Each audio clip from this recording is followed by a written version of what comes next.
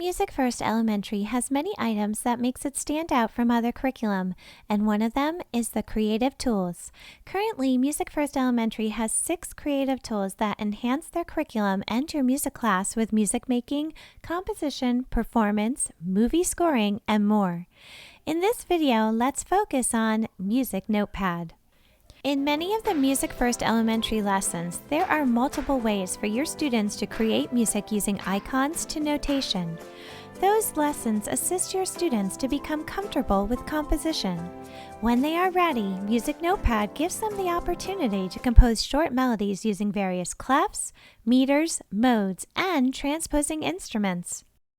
When you click on Creative Tools and then click on Music Notepad, you will find a lovely overview and a PDF document to keep handy for when you need it.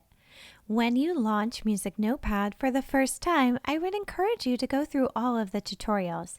These videos are quick and wonderful at explaining how to use Music Notepad. These tutorials can also be added to your customized units. Therefore, this video will showcase 4 ideas for you to use Music Notepad in your elementary music class. Idea number 1, learning how to sketch a melody. When students begin composing, it resembles a process they use as young as kindergarten in their writing workshops. This is when they think of something that happened to them that week and they write a sentence about it. Just like the writing workshop, this sketchpad also gives them the opportunity to begin placing notes and rhythms on a staff with one measure in C major. You can then guide them with certain musical aspects like composing with only spaces or lines, or intervals of so and mi or so mi la, and just using quarter note rhythm patterns. All of this depends on your age group and the readiness of your students. If they need to erase the note, highlight it and click on the trash can. They can also change the tempo here. I love how the tempo marking changes at the top of the music. Finally, to achieve multiple modalities of learning with your students, you can click on note names to have them appear on the screen, click on the keyboard for students to enter the note that way instead of placing them on the staff, or you can have them click on the icon with the device's keyboard so that some of your students can enter notes by pressing the device's keys.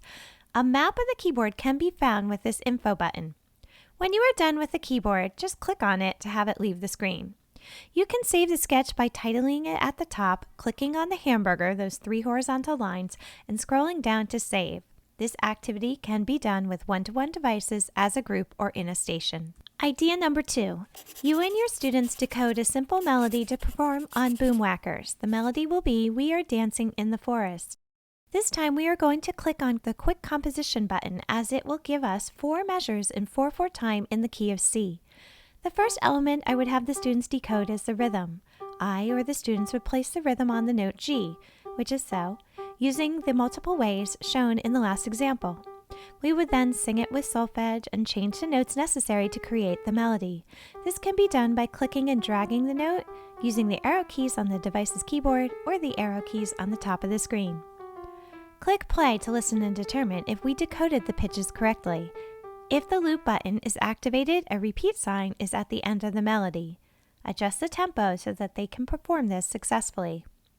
To make the boomwhacker colors appear, go into the preferences and turn on boomwhacker colors.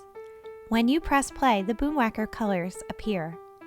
If you want the boomwhacker colors to appear when it is not in play, click on the note names and the colors appear with the note names above the music. Don't forget to title and save. Idea number 3. You can create a short melody with one note and various rhythmic patterns. Have the younger elementary students use guided notation to create and perform a new melody that can be played on their pitched instruments. Let's make this example for 3rd grade. We will click on 3rd grade Music Notepad, then compose grade 3. When we click on this grade level, the options are limited so that they are age appropriate and not overwhelming for this age group. We will coincide with their recorder skills, click on the key of G, 3/4 meter, and 8 measures. I am going to place rhythm patterns on the note G that included 3 quarter notes, 1 half note and a quarter note, and a dotted half note. I like that the melody will not add measures and that the rhythms are limited. I am also going to add a couple of quarter rests by clicking the rest menu. You might have noticed that there is an option of a whole note. If that is added, Music Notepad will automatically tie it across the board. The students will now use the arrow keys to create a song with their current recorder notes of B, A, and G. This is a great opportunity to discuss compositional skills. Remind the students that they will not be using sharps or flats, so they should not appear on the screen. Discuss how their favorite artists use melodic patterns in their songs, and that if the song ends on a B and G, it is like an answer, but if it ends on an A, it is like a question.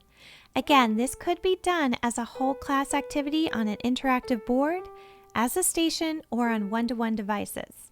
Don't forget to title and save. Idea number 4. Continue creating a melody that can be performed by instruments that are pitched in C, F, B flat, or E flat. For example, let's begin with the 5th grade music notepad and then compose grade 5. Let's click on the key of C, 4/4 meter, and 12 measures. Guide the students to compose a melody that they can play on their instruments, whether it is a pitched instrument found in music class like an xylophone or boomwhacker, or an instrument found in their band or orchestra programs. In this example, the students are just beginners on their band and orchestra instruments, so we are composing whole notes in a 12-bar blues pattern in C. If needed, turn on the note names and adjust the tempo. And let's add some dynamics by clicking Dynamics and adding them to the score.